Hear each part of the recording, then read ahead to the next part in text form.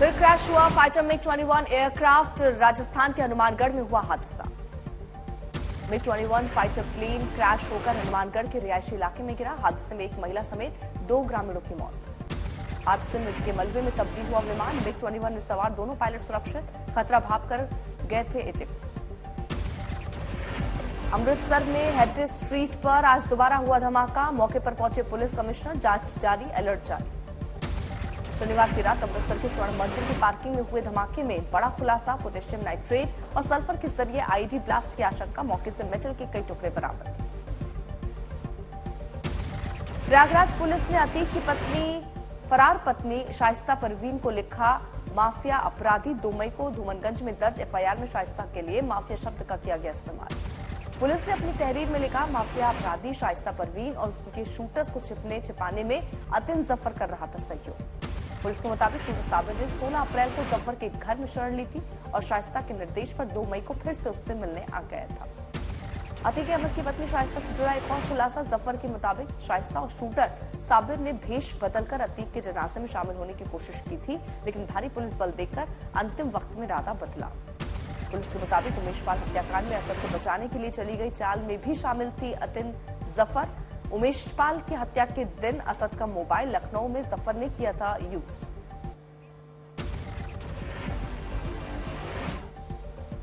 उमेश पाल हत्याकांड में एक और खुलासा। जेल में बंद सदाकत और खान सौलत हनीफ ने खोला हत्याकांड से जुड़ा राज।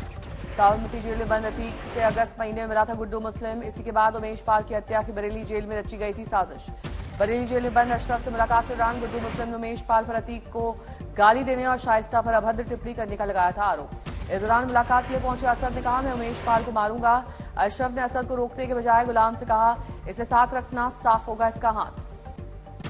नैनी जेल में बंद अतीक अहमद के दूसरे बेटे अली से भी होगी पूछताछ। पुलिस ने अली को रिमांड में लेने की तैयारी की है। प्रयागराज में अतीक की हत्या को लेकर the Sajjad Mughal Twitter account से किया गया आपत्तिजनक ट्वीट। धमकी भरे ट्वीट में अतीक के दूसरे बेटे अली का वीडियो किया गया पोस्ट। ट्वीट में लिखा गया अभी नस्ल खत्म नहीं हुई। अतीक का ये बेटा अली है जिंदा। हालात वक्त सत्ता बदलेगी फिर इलाहाबाद भी बोला जाएगा, हिसाब भी पूरा किया जाएगा। प्रयागराज के साइबर थाने में मुकदमा किया गया दर्ज। 25 अप्रैल को किया गया था ट्वीट। पुलिस के मुताबिक कौशाम्बी में अतीक के साथी शमीम और नसीम ने फार्म हाउस में रुका था फरार गुड्डू मुस्लिम। अवधन गांव में ली थी पनाह। पड़ोसी गांव का प्रधान भी पनाह की साजिश में शामिल। पुलिस ने कौशाम्बी के अवधन फार्म हाउस में मारा छापा। मालिक शमीम और नसीम हुए फरार। कर्नाटक चुनाव प्रचार का आज अंतिम दिन। बीजेपी, कांग्रेस, जेडीएस समेत सभी दल वोटर्स को लुभाने की करेंगे आखिरी कोशिश। चुनाव प्रचार के अंतिम दिन सभी पार्टियां जुटी अपनी पूरी ताकत। पिछले कई दिनों से सभी पार्टियों के दिग्गज कर रहे हैं तूफानी दौरा। कांग्रेस महासचिव प्रियंका गांधी आज कर्नाटक में करेंगी चुनावी जनसभा और रोड शो। चिकपेट और विजयनगर में मेगा रोड शो में होंगे शामिल। कर्नाटक विधानसभा चुनाव को लेकर दोपहर 12:30 बजे करेगी प्रेस कॉन्फ्रेंस बीजेपी। पूर्व सीएम येदियुरप्पा, केंद्रीय मंत्री शोभा और राजीव चंद्रशेखर मीडिया से होंगे रूबरू। कर्नाटक विधानसभा चुनाव के लिए 10 मई को वोटिंग। कुल 224 सीटों पर मतदान। 13 मई को आएंगे नतीजे। मैसूर के श्रीकांतेश्वर स्वामी मंदिर में हाथ जोड़े पहुंचे प्रधानमंत्री मोदी। विधि विधान से पूजा अर्चना करके लिया आशीर्वाद। बेंगलुरु में पीएम मोदी ने किया भव्य रोड शो। 10 किलोमीटर तक पीएम मोदी पर लोगों ने की पुष्प वर्षा। पीएम मोदी ने जनता का अभिवादन किया स्वीकार। प्रधानमंत्री मोदी के रोड शो में बीजेपी कार्यकर्ताओं का दिखा जोश। बीजेपी कार्यकर्ताओं ने लगाए मोदी मोदी के नारे। नंजानगुड़ में पीएम मोदी ने भारत माता और बजरंगबली जय के उद्घोष से शुरू किया संबोधन। लोगों से लगवाए बजरंगबली के जयकारे। बजरंगबली की, बजरंगबली की।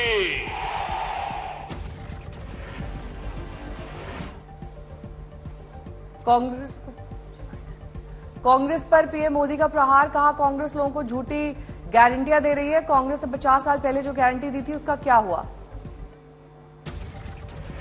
शिवमोगा में सूडान से ऑपरेशन कावेरी के तहत बचाए गए इक्की पिक्की जनजाति से लोगों को मिले पीएम मोदी। बातचीत के दौरान विस्थापितों ने पीएम मोदी का जताया आभार।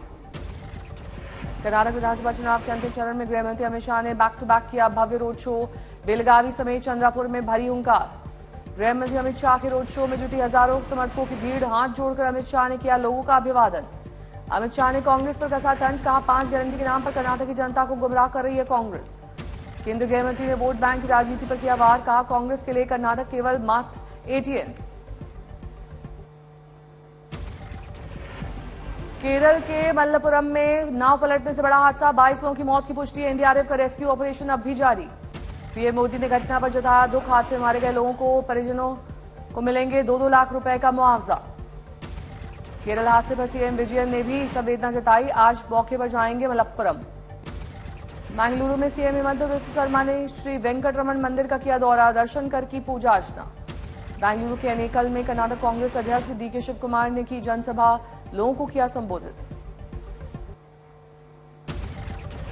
कांग्रेस महासचिव प्रियंका गांधी ने महादेवपुरा में किया रोड शो, हाथ जोड़कर जनता का अभिवादन स्वीकार किया। प्रियंका गांधी किसानों की खुदकुशी को लेकर बीजेपी को घेरती नजर आई। बोली, प्रधानमंत्री जी, कर्नाटक में अगर आतंक है तो आपकी सरकार का आतंक है जो लोगों को लूट रही है। अनेकल में राहुल गांधी ने बीजेपी को घेरा, कहा कर्नाटक में जो भ्रष्टाचार हुआ वो 6 साल के बच्चे को मालूम है। पिछले 3 साल से बीजेपी की सरकार है, प्रधानमंत्री मोदी को भ्रष्टाचार की खबर होगी। पीएम मोदी पर राहुल गांधी ने कसा तंज, कहा प्रधानमंत्री कर्नाटक आते हैं, कहते हैं कि कांग्रेस पार्टी ने मेरे ऊपर 51 बार आक्रमण किया। भ्रष्टाचार को लेकर पीएम मोदी ने कितनों को जेल में डाला है। राहुल गांधी ने मणिपुर मामले पर भी प्रधानमंत्री मोदी पर जमकर हमला बोला, कहा मणिपुर जल रहा है और पीएम मोदी प्रचार में व्यस्त है। कर्नाटक चुनाव को लेकर राहुल गांधी ने किए 5 बड़े वादे, कहा सत्ता में आने पर पहली कैबिनेट मीटिंग में करेंगे पारित। राजस्थान में गहलोत और वसुंधरा राजे के बीच हुई सियासी जंग। गहलोत ने 2020 मामले में बड़ा खुलासा करते हुए कहा कि बाकी विधायकों को बीजेपी से मिले पैसे लौटा देना चाहिए। वसुंधरा राजे ने बयान को साजिश बताते हुए पलटवार किया, बोली हार के डर से गहलोत झूठ बोल रहे थे। केंद्रीय मंत्री गजेंद्र सिंह ने भी इस मामले पर गहलोत पर हमला बोला, कहा गहलोत पैसे लेने वाले अपने विधायकों पर केस क्यों नहीं दर्ज करवाते। अशोक गहलोत के बयान पर सीपी जोशी ने दी प्रतिक्रिया, कहा राजस्थान सरकार पूरी तरह भ्रष्टाचार में डूबी है।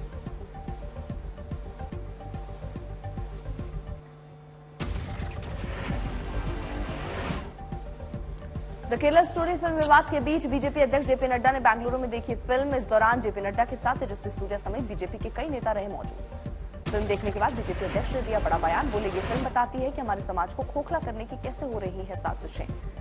केंद्रीय मंत्री अनुराग ठाकुर ने द केरल स्टोरी फिल्म को लेकर कांग्रेस पर बोला हमला, कहा जो लोग इसका विरोध कर रहे हैं वो पीएफआई, आतंकवाद, आईएसआईएस का समर्थन करते हैं।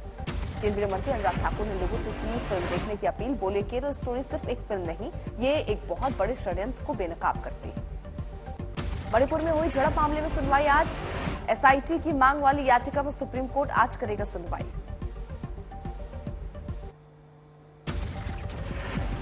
जनता मंतर पर प्रदर्शनकारी पहलवानों के साथ किसान नेताओं ने निकाला कैंडल मार्च। कानून व्यवस्था को बनाए रखने के लिए तैनात किए गए सुरक्षाकर्मी।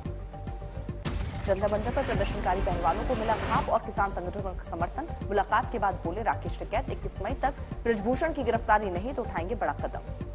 कैंडल मार्च मुहिम का हिस्सा बने देशवासियों का खाप पंचायत के सदस्यों ने जताया आभार, कहा जिस किसी ने भी खिलाड़ियों के इंसाफ की लड़ाई के लिए मोमबत्ती जलाई उनका धन्यवाद।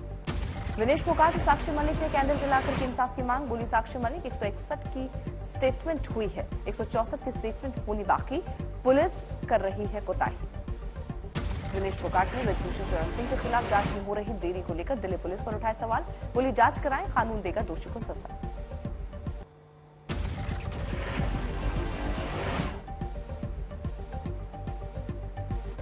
बिहार में बाबा बागेश्वर धीरेन्द्र शास्त्री के कार्यक्रम पर गरमाई सियासत, खुलकर विरोध में आए आरजेडी विधायक भाई वीरेंद्र ने बाबा बागेश्वर को बताई दंगाई। आरजेडी विधायक भाई वीरेंद्र ने कहा बीजेपी के ब्रांड एम्बेसडर हैं धीरेन्द्र शास्त्री, राज्यों में घूम घूम कर फैला रहे हैं सांप्रदायिक दंगा, मोदी सरकार का मिला है इशारा। 13 जुलाई को बिहार जाएंगे बाबा बागेश्वर धीरेन्द्र शास्त्री, नौबतपुर में के तरेतपाली मठ में करेंगे हनुमत कथा वाचन। बिहार के गया में दर्दनाक हादसा, फल्गु नदी में डूबने से 3 बच्चों की मौत। उत्तराखंड के कोटद्वार में तोड़ी गई कब्जे की जमीन पर बनी मजार, बुलडोजर से तोड़ा गया निर्माण।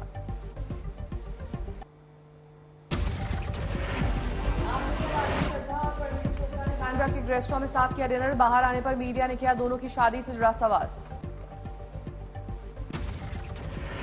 परिजी रुकिए, परिजी रुकिए, परिजी परिजी रुकिए, परिजी रुकिए, रुकिए, रुकिए, परिजी सर, सर शादी का भी है सर, सर परिजी जी शादी का भी है। Red carpet of global excellence award समारोह में पहुंची माधुरी दीक्षित, फोटोग्राफर्स को दिए मनचाहे पोज। विदेश चली अभिनेत्री मौनी रॉय मुंबई एयरपोर्ट पर दिखा ग्लैमरस लुक, फोटोग्राफर्स ने कैमरे में किया कैद। अभिनेत्री शिल्पा शेट्टी और राजकुंद्रा सपरिवार फिल्म देखने पहुंचे, कैमरे में हुए कैद।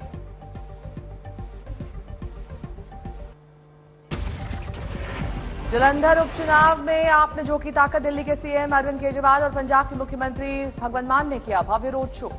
केजरीवाल ने कांग्रेस और बीजेपी पर साधा निशाना, कहा कांग्रेस को वोट की जरूरत नहीं, बीजेपी को नहीं पड़ता है कोई फर्क, हमारे लिए ये सीट है महत्वपूर्ण। रायपुर के महापौर एजाज ढेबर ने ईडी पर जमकर बोला हमला, कहा जबरदस्ती की परेशान किया जा रहा है। बाराबंकी में एसपी के राष्ट्रीय सचिव अरविंद सिंह गोप ने किया नुक्कड़ सभा का आयोजन, बोले एसपी निकाय चुनाव भी जीतेगी और आगामी लोकसभा चुनाव भी। एसपी के वरिष्ठ नेता आजम खान ने रामपुर में किया जनसभा को संबोधित, नगर निकाय चुनाव को लेकर किया बड़ा दाव।